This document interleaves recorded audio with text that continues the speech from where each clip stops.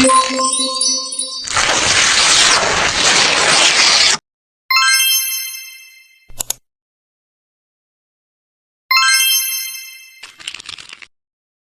sejahtera bagi kita semua.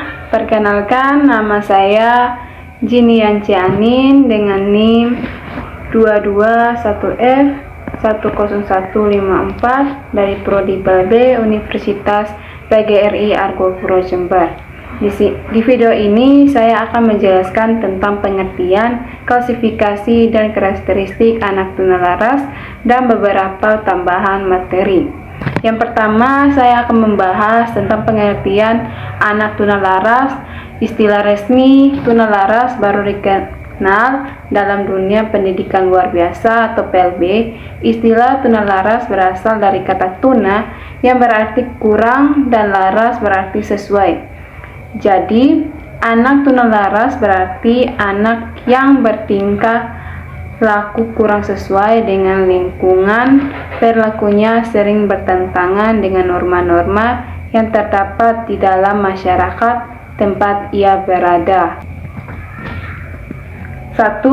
Anak tunalaras yang dimaksud di sini adalah anak yang mengalami hambatan atau kesulitan untuk menyesuaikan diri terhadap lingkungan sosial, bertingkah laku menyimpang dari norma-norma yang berlaku dan dalam lingkungan sehari-hari sering disebut dengan anak nakal, sehingga dapat meresahkan atau mengganggu lingkungan keluarga, sekolah, dan masyarakat. Yang kedua, sekolah luar biasa bagian tunalaras adalah suatu lembaga pendidikan yang memberikan pelayanan pendidikan secara khusus bagi anak tunalaras.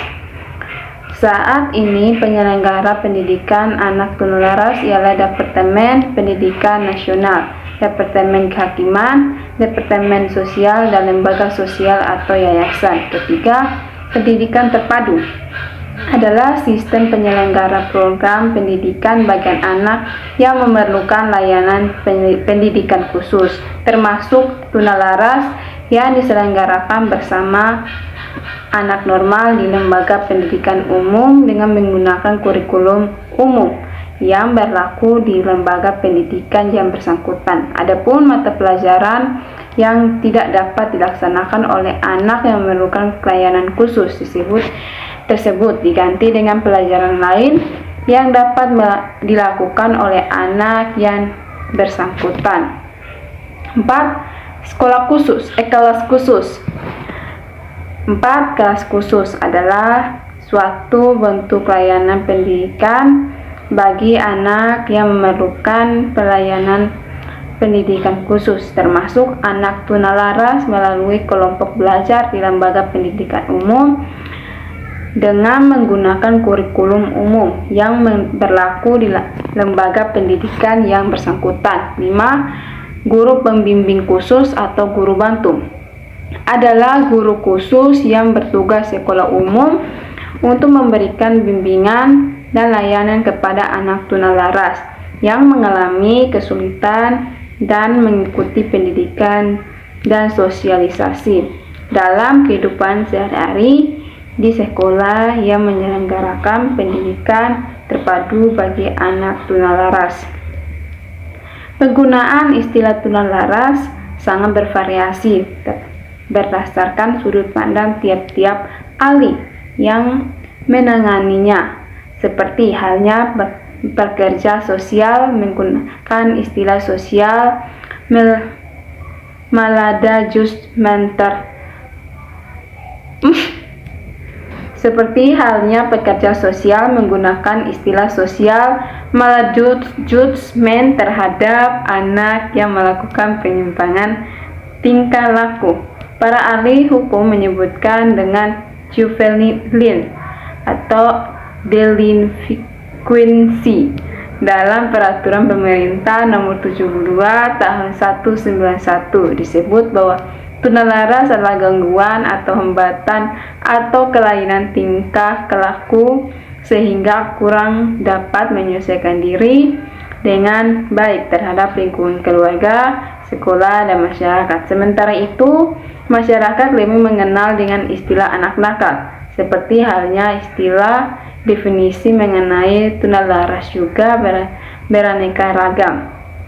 Berbagai definisi yang diadaptasi oleh Linz dan Lewis 1988 adalah sebagai berikut. Yang pertama, public lay, yaitu 92 sampai 242, mengemukakan pengertian tunalaras dengan istilah gangguan emosi, yaitu gangguan emosi waktu suatu kondisi yang menunjukkan salah satu atau lebih gejala-gejala berikut dalam suatu kurun waktu tertentu dengan tingkat yang tinggi yang mempengaruhi prestasi belajar. A. Ketidakmampuan belajar dan tidak dapat dikaitkan dengan faktor kecerdasan, penginderaan, atau kesehatan. B. Ketidakmampuan menjalin hubungan yang menyenangkan teman dan guru. C. Bertingkah laku yang tidak pantas pada keadaan normal. D. Perasaan tertekan atau tidak bahagia terus-menerus. E. Cenderung menunjukkan gejala-gejala fisik seperti takut pada masalah-masalah sekolah. Kedua, menurut Kaufman 1997 mengemukakan bahwa tunalaras adalah anak yang secara kronis dan mencolok berinteraksi dengan lingkungan dengan cara yang secara sosial tidak dapat diterima atau secara pribadi tidak menyenangkan, tetapi dapat diajar untuk bersikap yang secara sosial dapat diterima dengan secara pribadi menyenangkan. 3. Smith dan Mercer 1981 mengemukakan bahwa anak tunalaras adalah anak yang secara kondisi dan terus-menerus menunjukkan penyimpangan tingkah laku berat yang mempengaruhi proses belajar meskipun telah menerima layanan belajar serta bimbingan seperti anak lainnya. Ketidakmampuan menjalin hubungan baik dengan orang lain dan gangguan belajarnya tidak disebabkan oleh kelainan fisik atau saraf atau inteligensia.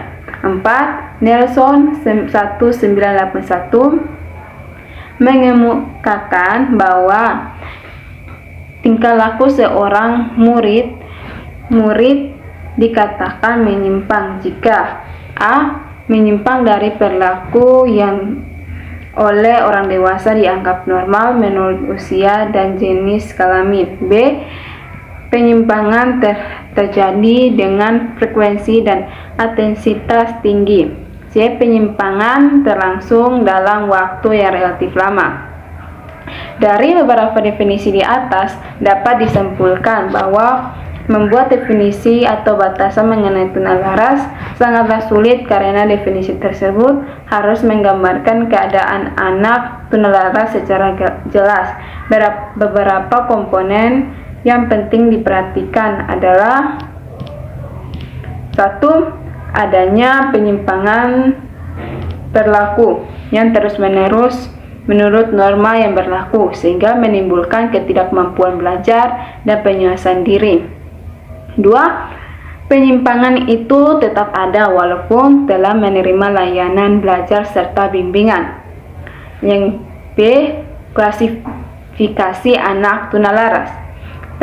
Klasifikasi anak tunalaras banyak ragamnya, antara lain 1. Klasifikasi yang dikemukakan oleh Rosebera DKK 1992 adalah anak tunalaras dapat dikelompokkan atas tingkah laku yang berisiko tinggi dan rendah. Dan berisiko tinggi yaitu hiperaktif, agresif, pembangkang, delinkuensi, dan anak yang menarik diri dari pergaulan sosial. Sedangkan yang berisiko rendah yaitu autisme dan skizofrenia. Secara umum, anak tunalaras menunjukkan ciri-ciri tingkah laku yang ada persamaannya pada setiap klasifikasi, yaitu kekecauan, tingkah laku, kecemasan, dan menarik diri, kurang dewasa, dan agresif. Selain pembagian di atas, masih banyak tingkah laku anak-anak yang dapat digolongkan tunalaras yang belum dapat mendapat layanan khusus. Misalnya, anak yang merasa bahagia bila melihat api karena ingin selalu membakar saja. Anak yang suka meninggalkan rumah, penyimpangan seks, dan lainnya. 2. Sistem klasifikasi kelainan perilaku yang dikemukakan oleh Quay 1979 dalam Samuel A. Crick dan James J. Gallagher 1986 yang diahlikan bahasakan oleh Muhammad Amin DKK 19151 adalah sebagai berikut. A. Anak yang mengalami gangguan perilaku yang mengacau pada tipe anak yang melawan kekuasaan, seperti bermusuhan dengan polisi dan guru, kejam, jahat, suka menyerang, dan hiperaktif. B.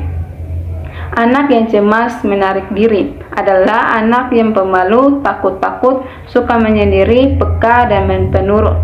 Mereka tertekan batinnya. C. Demensi ketidakmatangan mengacu pada anak yang tidak ada perhatian, lambat, tidak berminat sekolah, pemalas, suka melamun, dan diam. Mereka mirip seperti anak autistik. D.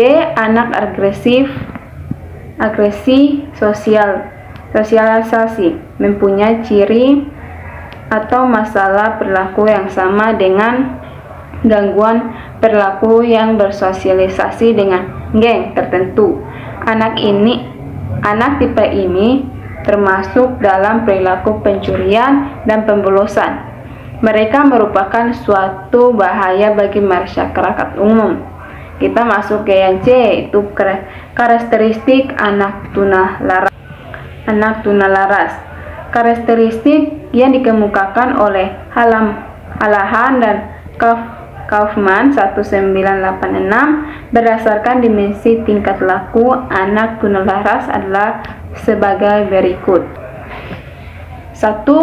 Anak yang mengalami kekacauan tingkah laku memperlihatkan ciri-ciri suka berkelahi, memukul, menyerang, mengamuk, membangkang, menantang, merusak milik sendiri atau milik orang lain, kurang ajar, lancang, melawan, tidak mau bekerja sama, tidak mau memperhatikan, memecah belah, ribut, tidak bisa diam, menolak arahan, cepat marah, menganggap enteng, so asik, ingin menguasai orang lain, mengancam, pembohong, tidak dapat dipercaya, suka bicara kotor, cemburu, suka bersoal jawab, tidak mampu berdikari, mencuri, mengejek, menyangkal, berbuat salah, egois, dan mudah terpengaruh untuk berbuat salah. 2. Anak yang sering merasa cemas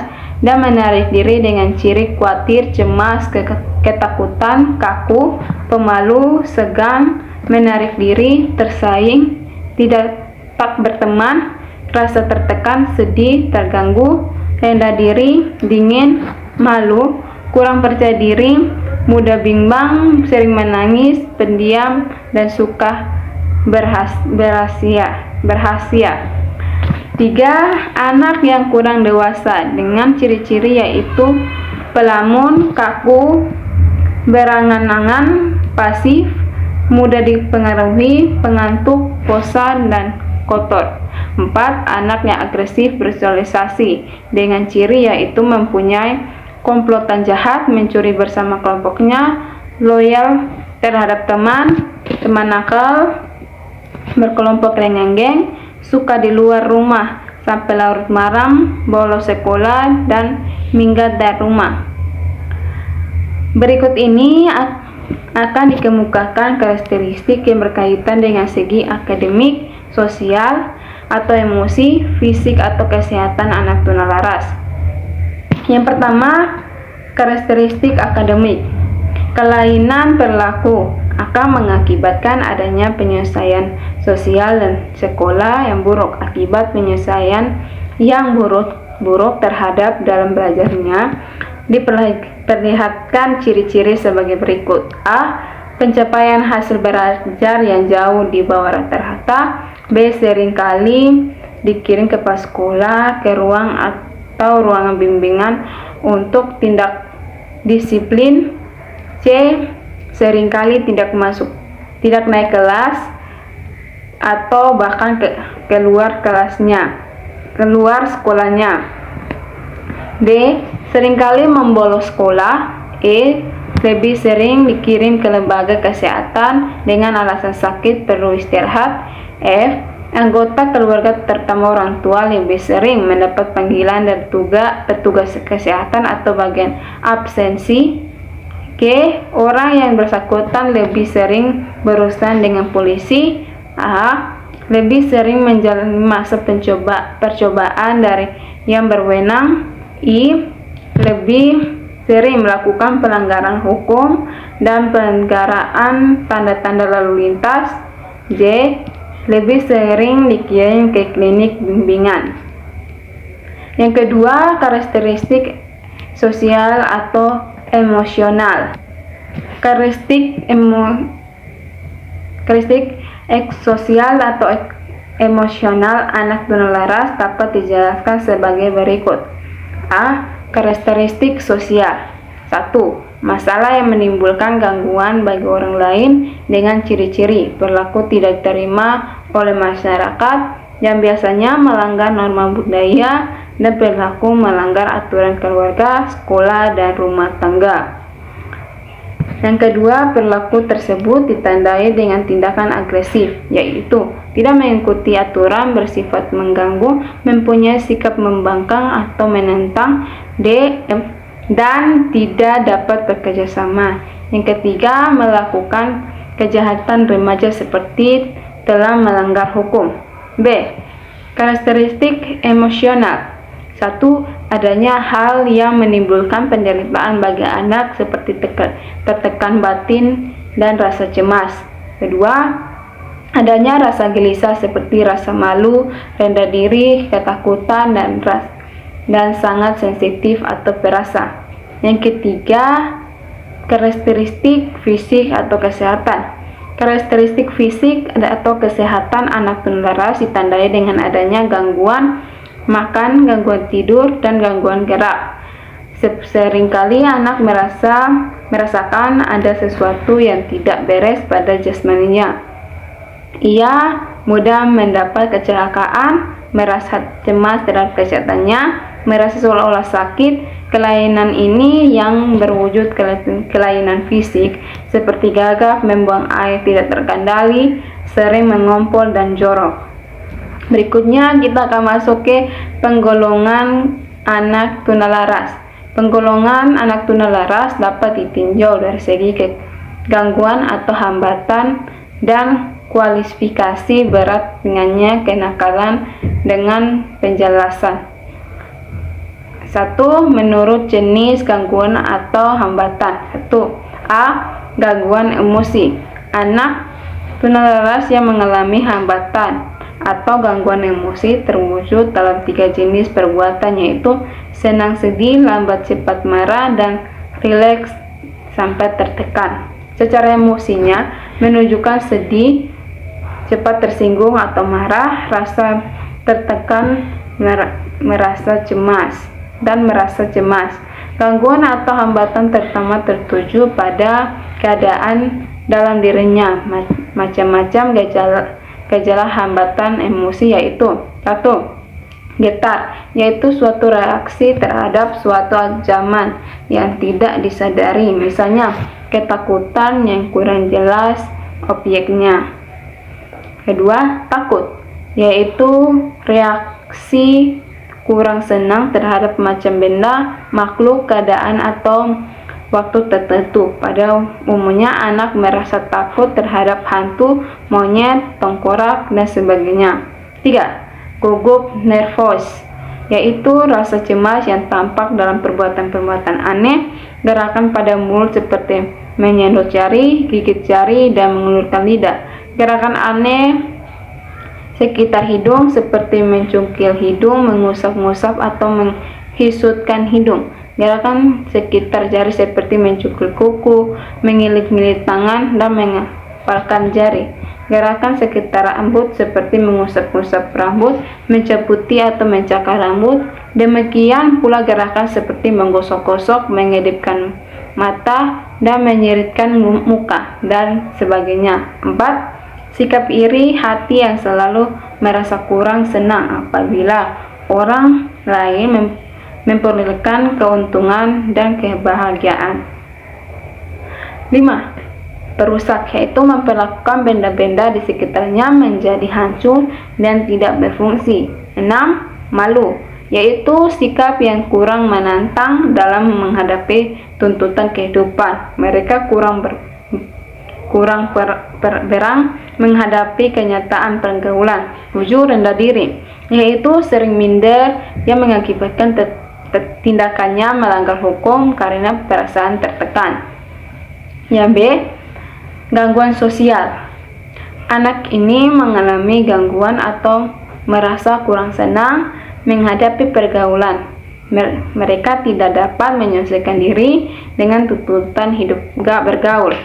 Gejala-gejala perbuatan itu adalah seperti sikap bermusuhan, agresif, bercakap kasar, menyakiti hati orang lain, keras kepala, menantang, menghina orang lain, berkelahi, merusak milik orang lain, dan sebagainya. Perbuatan mereka terutama sangat mengganggu ketentraman dan kebahagiaan orang lain. Beberapa data tentang anak tunalaras dengan gangguan sosial antara lain: mereka datang dari keluarga pecah, yaitu broken home, atau yang sering kena marah karena kurang diterima oleh keluarganya. 2. Biasanya dari kelas sosial rendah berdasarkan kelas sosial. 3. Anak yang mengalami konflik kebudayaan, yaitu perbedaan pandang hidup antara kehidupan sekolah dan kebiasaan pada keluarga. 4. Anak yang berkecerdasan rendah atau yang kurang dapat mengikuti kemajuan pelajaran sekolah. 5. Pengaruh dari kawan sekelompok yang bertingkah laku bercela dalam masyarakat. 6. Dari keluarga miskin. 7. Dari keluarga yang kurang harmonis sehingga hubungan kasih sayang dan batin umumnya bersifat perkara. Salah satu contoh, kita sering mendengar anak delinkuensi. Sebenarnya anak delinkuensi merupakan salah satu bagian anak tunalaras dengan gangguan karena sosial perbuatannya menimbulkan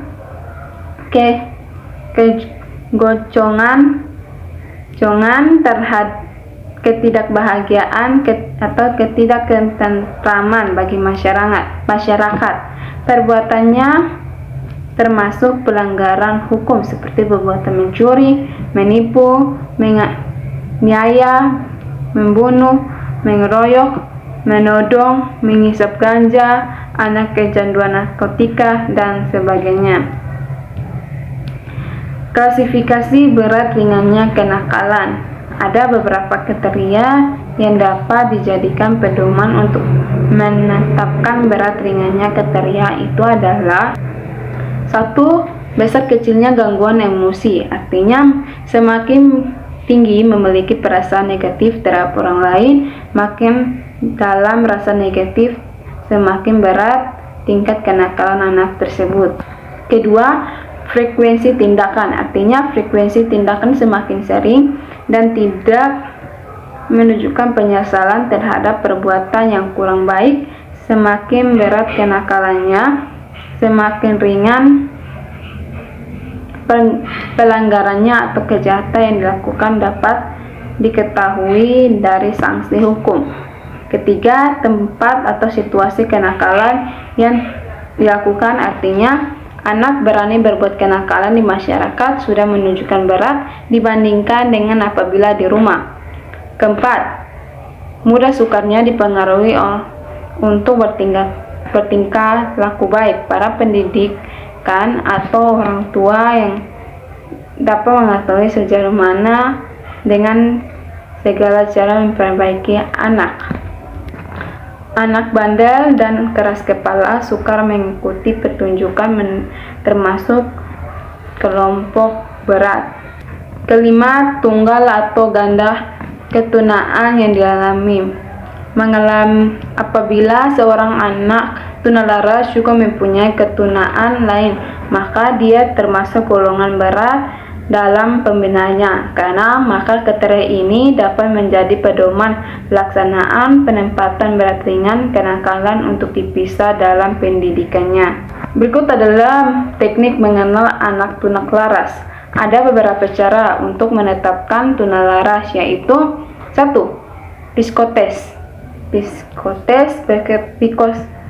Psikotes dilakukan untuk mengetahui kematangan sosial dan gangguan emosi, sedangkan alat tes yang digunakan yaitu proyektif yang memiliki beberapa jenis tes, yaitu 1. Tes Reichhardt. Tes ini memberikan gambaran mengenai keseluruhan kepribadian, kelainan, dan perlunya psikoterapi. Gambaran ini ditafsirkan dari reaksi anak terhadap gambar-gambar yang terbuat dari tetesan tinta. 2. Thematic Appreciation Test, yaitu TAT. Tes ini memperlihatkan beberapa situasi emosi dalam bentuk gambar-gambar.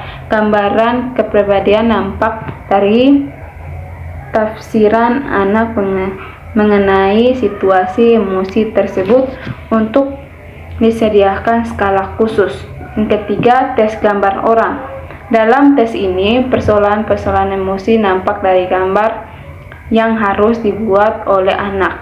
Gambarnya ialah seorang anak laki-laki dan seorang anak perempuan. Yang keempat, Dispreg-Fable Test.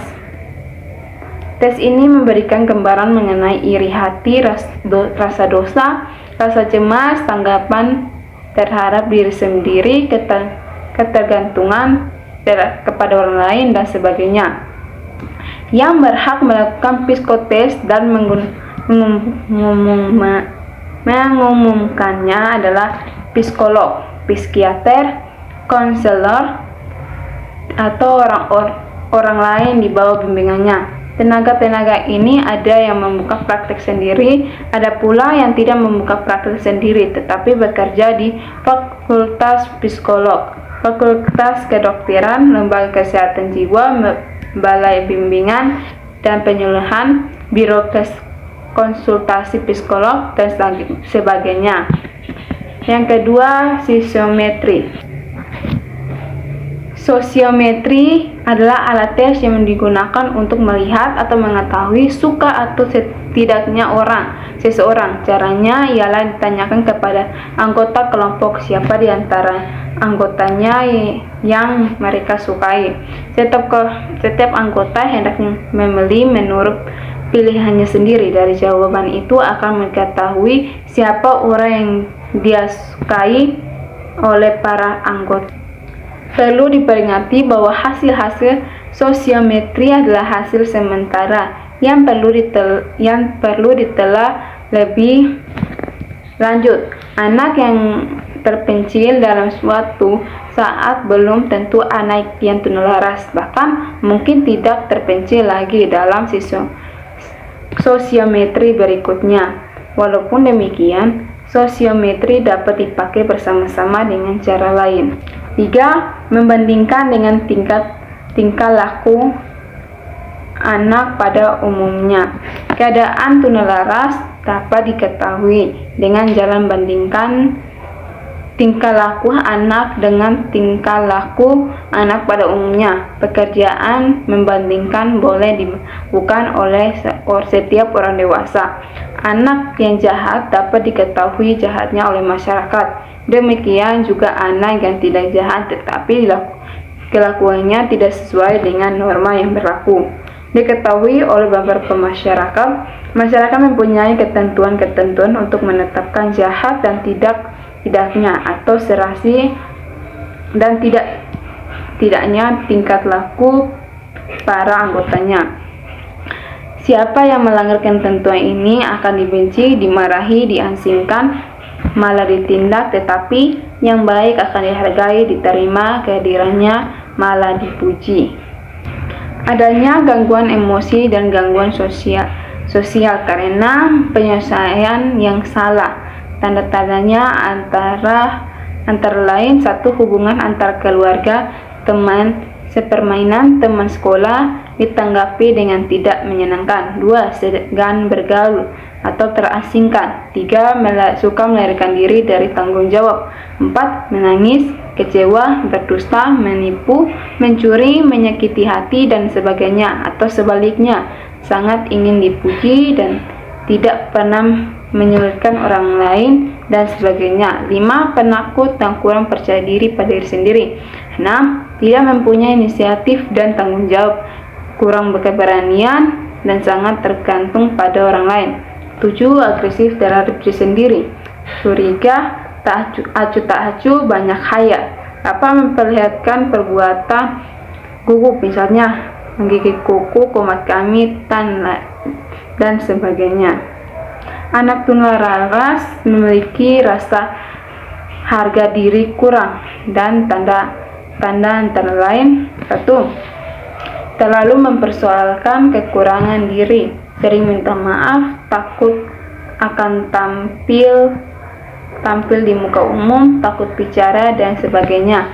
2. Mengeluh dengan nada nasib malang. 3. Malang.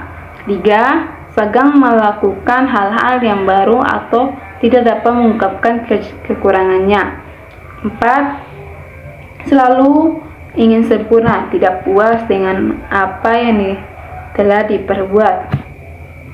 5. Suka introvert, lebih banyak mengarahkan perhatian kepada diri sendiri. Adapun harga diri kurang yang tersembunyi antara lain: 1. Bernada murung, cepat merasa tersinggung. 2. Merasa tidak enak badan, sakit buatan, dan sebagainya. 3. Pura-pura lebih dari orang lain, menonjolkan diri, bicara lantang, merendahkan orang lain. 4. Membuat kompensasi. 5. Menjalankan perbuatan jahat. 4. Pemeriksaan ke biro konsultasi psikolog. Kadang-kadang kita tidak dapat membedakan apakah anak tunalaras atau bukan. Dalam hal ini demikian kita meminta bantuan biro konsultasi psikolog, karena biro tersebut melibatkan tenaga ahli yang terkait. Wewenang biro ini terutama adalah menentukan apakah seseorang mengalami gangguan emosi sosial atau tidak. Setelah selesai ditelah dan dianalisis, biro tersebut akan tersedia memberikan petunjuk terarah mengenai anak tersebut. Misalnya, meminta agar kita lebih mendekati anak, menitipkannya di salah satu lembaga pendidikan, dan sebagainya. Biro juga akan membuat keterangan agar dapat dipakai oleh pihak-pihak yang bersangkutan. 5. Memeriksa ke klinis psikiatri anak. Bentuk usaha lain untuk mengetahui anak tunalaras adalah dengan memeriksa ke klinik psikiatri anak. Tugasnya pokok ialah melakukan usaha rehabilitasi dan penyembuhan terhadap mereka yang mengalami kelainan psikis, tetapi juga dapat menetapkan apakah seseorang mempunyai kelainan tunalaras atau tidak. Dalam surat keterangan yang dikeluarkan oleh klinik psikiatri anak menyebutkan istilah lain, yaitu anxiety hysteria conversion hysteria, sexual hyperversion, obsessional neurosis, psikil anak, dan lain-lain. Dengan arti istilah tersebut adalah: 1. Anxiety hysteria, merasa takut pada suatu atau pada seseorang tanpa alasan yang dapat diterima. Perasaan ini lahir dari usaha menekan hasrat-hasrat yang bersifat naluriah. 2. Conversion hysteria, mempunyai gangguan pada fungsi beberapa anggota tubuh. Perbuatan gangguan pada pendirian. Gangguan tersebut lahir dari usaha yang lama menekan hasrat-hasrat yang sifatnya naluriah. Yang ketiga, obsessional neurosis, cepat menuduh, banyak dalih, menutup diri, kaku berjalan, dan sebagainya. Ini semua adalah pernyataan dari hati yang sangat sensitif dan takut diserang. Hal ini juga timbul dari usaha menoleh sesuatu hasrat. Keempat, sexual perversion, suka menikmati seksual secara tidak wajar seperti mengintip, melakukan hubungan dengan teman sejenis. Yang kelima, karakter neurosis, perbuatan tingkah laku dan lahir dari konflik batin yang tidak mendapat penyesalan. Keenam, psikis anak, mempunyai kesulitan menyelesaikan diri terhadap segala-galanya. Sekian video saya tentang tunalaras. Jika ada kesalahan mohon dimaafkan dalam kata maupun bahasa. Sekian dan terima kasih. Salam sejahtera bagi kita semua.